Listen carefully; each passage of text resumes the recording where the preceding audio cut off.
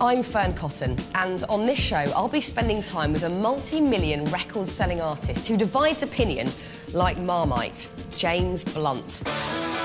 My journey starts as I join him in France in the middle of his gruelling world tour.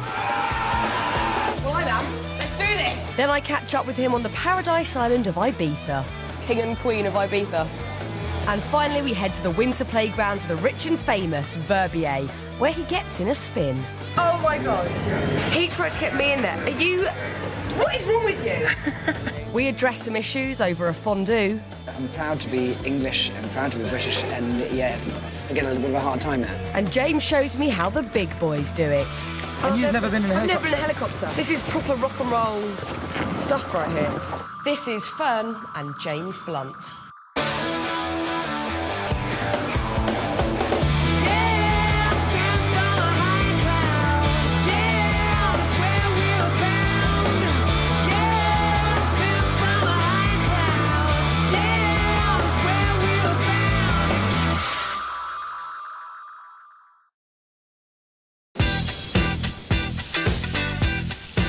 Now, it wasn't long ago that whenever you turned the radio on, you were never far from a James Blunt song. For 5 years, he ruled the charts. James burst onto the scene in 2005 with the phenomenally successful You're Beautiful from his debut album Back to Bedlam, making him one of the biggest overnight sensations of our generation. He was showered with critical acclaim and awards by the bucket load. But with that success came a media backlash, and as people ridiculed the posh, Harrow-educated military boy, the public perception changed from a guy who could do no wrong to an artist that nobody would admit to really liking. Suddenly, the negative press was followed by radio stations not playing his music. His last album was critically savaged, and soon he seemed to disappear off the UK music scene. So what's he been up to? Where is he now? And who is the real James Blunt? My journey begins in the beautiful city of Bordeaux, where he's playing tonight. Despite all we've heard about James, he remains a very private person. But are all the myths about Mr. Blunt true? I hope that during our time together, I'll find out. His management have already sent me a message saying I'm not allowed to knock before midday, as he had a gig last night and has just done a 300-mile through-the-night stretch on the tour bus to get here. And hope that he's not asleep, because that's going to be annoying. It's opening, it's opening. Oh! Oh! Hello. Hello, James Hello. Blunt. How are you? How are you? Very nice to see you. Nice to see you in beautiful Bordeaux. Yeah, bienvenue à Bordeaux. Come on in the bus. Thank you. Oh, this is very space age. Yeah, this is home. So this is where you live, James. Yeah, absolutely. I've lived on a bus really for 7 years almost. I'm a traveller. Lounge. So yeah. Well, there's the beds. Where's your one? Yeah, there's a bit too soon for you to ask that. But there are 14 beds on here, and there'll be 12 people sleeping on. So if you need, I wouldn't. He's a very angry man. This is lovely. Go have a seat. Very cosy. Yeah, it's not bad. So after a gig, you'll sort of come back in here, lounge. Is that what you do? Yeah, I mean, we normally try and have a little after party after every concert. After every concert? Yeah, pretty much. We have a few drinks. The driver starts the bus. He drives through the night, and when you're drunk enough, you pass out in your bunk and go to sleep and wake up the next day and look for a shower. Rather than take a taxi to town for lunch, James surprises me with another form of transport. My first impressions of James are good. He seems to be polite, punctual and super tidy, yet I sense he's being a little standoffish. Do you get to actually do stuff like this normally on tour, like go and see the city or the place that you're in? Yeah, well, actually, this is why me and the band have all got bikes, so that when we arrive in a new place, we do get to go and to go and do a little tour. Otherwise, it'd be a shame to kind of just see the inside of a venue. All right, chill out. God, scare the hell out of me.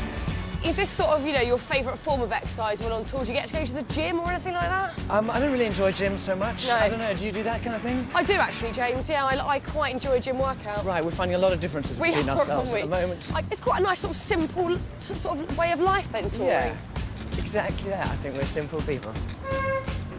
Oh. Sorry, she's English. Sorry about the I'm English, sorry.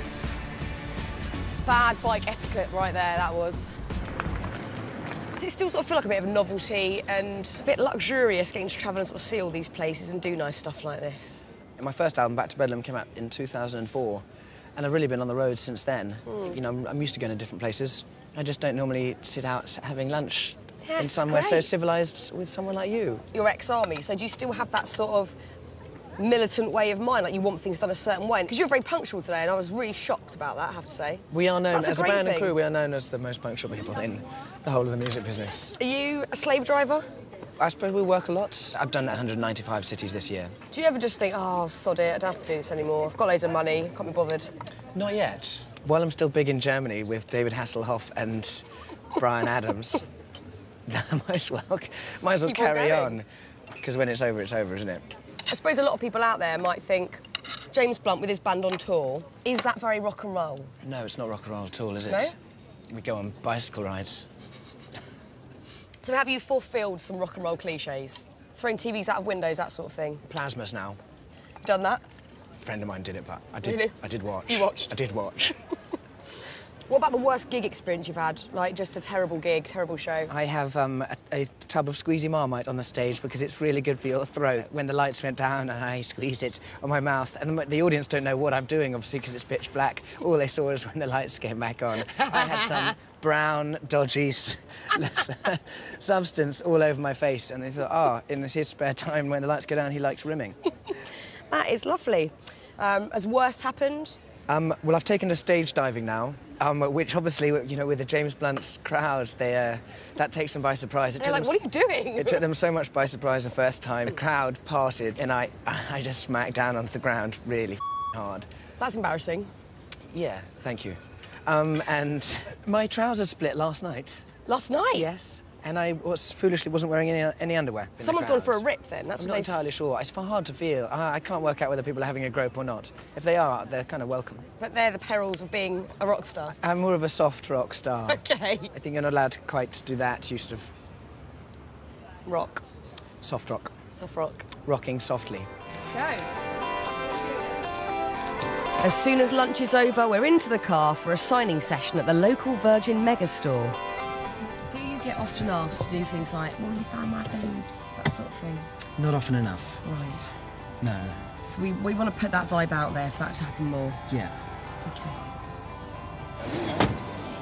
As we turn up at the back of the shop, all seems relatively quiet, and to be honest, I'm not expecting too much. But as soon as we walk in, nothing could have prepared me for the walls of screams and blunt mania.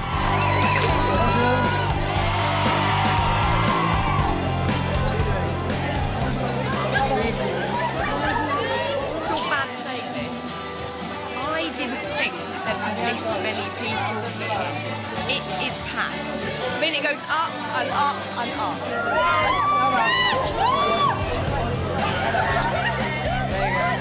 What we are seeing here is James Blunt being a complete superstar in France. I mean, he is huge. I'm not sure that he would get this sort of reception if this happened in the UK. I mean, you've got all ages turning up here, from like young girls to their mums, like whole families have come down. There's hundreds of people. They're screaming, they're going mad for him. Hey, salut, Bordeaux!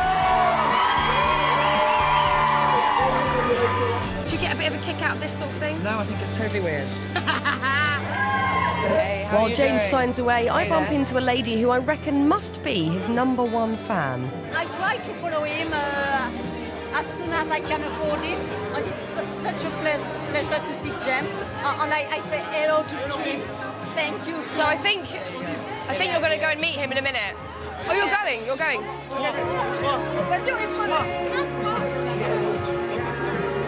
I mean, there's passion right there. If I was James, I'd be scared right now.